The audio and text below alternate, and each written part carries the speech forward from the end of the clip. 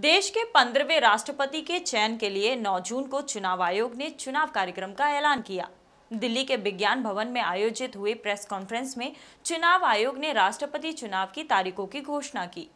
चुनाव आयोग के अनुसार 15 जून को राष्ट्रपति चुनाव के लिए नोटिफिकेशन जारी किया गया और 29 जून को नामांकन की आखिरी तारीख तय कर दी गई। 18 जुलाई को राष्ट्रपति चुनाव के लिए चुनाव होगा और 21 जुलाई 2022 को परिणाम घोषित कर दिए जाएंगे। राष्ट्रपति चुनाव की घोषणा के साथ अब देश में अगले राष्ट्रपति की तलाश और तेज हो गई है।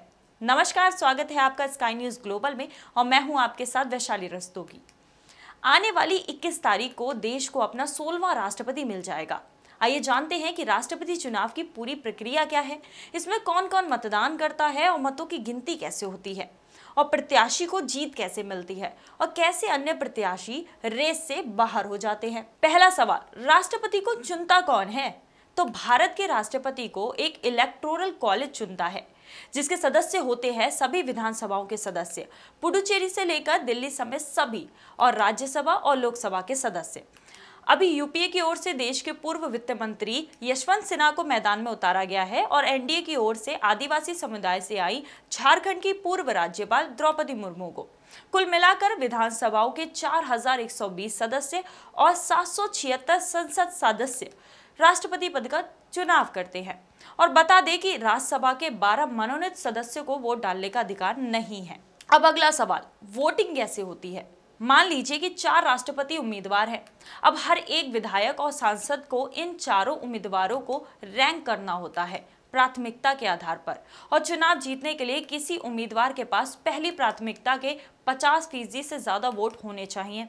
अगर पहली प्राथमिकता के आधार पर कोई उम्मीदवार नहीं जीतता है तो एक सिस्टम लागू किया जाता है जिसमें सबसे कम वोट पाने वाले उम्मीदवार को हटा दिया जाता है और उसके वोट को उसके ही वोट के दूसरे नंबर की या कहीं अगली प्राथमिकता के आधार पर बांट दिया जाता है। ऐसा तब किया जाता है कि जब किसी एक उम्मीदवार को बहुमत नहीं मिल पाता हो।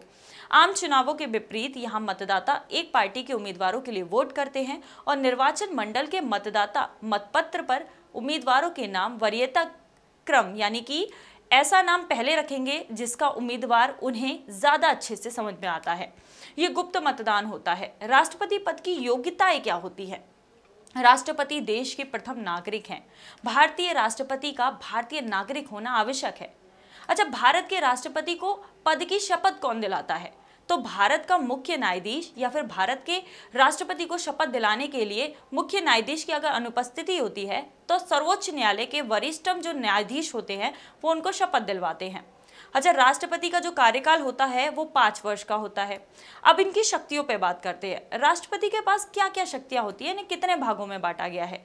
तो भारत के संविधान में दी गई राष्ट्रपति की शक्तियों को कुछ ऐसे भागों में बांटा जाता है जैसे कि कार्यपालिका, सैनिक शक्ति, कूटनीति शक्ति, विधायिका शक्ति, न्यायिक शक्ति और आपातकालीन शक्तियां। संविधान में राष्ट्रपति को अनेकों कार्यपालिका शक्ति प्राप्त है। संघ की कार्यपालिका शक्ति राष्ट्रपति में निहित है। अच्छा, राष्ट्रपति का निर्वाचन किस देश से लिया गया है? तो राष्ट्रपति का निर्वाचन जो है वो ब्रिटेन से लिया गया है। अब एक सवाल कि राष्ट्रपति की आय या राष्ट्रपति वेतन कहां से आता है और इसे कौन देता है? तो अनुच्छेद 59 के अनुसार इस बात को उपबंधित करता है कि कार्यकाल के दौरान राष्ट्रपति के वेतन, भत्ते आदि में कोई भी कटौती नहीं होती है। राष्ट्रपति के वेतन एवं भत्तों का भार भारत की संचित निधि पर होता है। अगर आपको फिलहाल इस वीडियो में मेरे साथ बस इतना ही। अगर आपको हमारा वीडियो पसंद आया तो हमारे वीडियो को लाइक करें, शेयर करें और चैनल को सब्सक्राइब करें।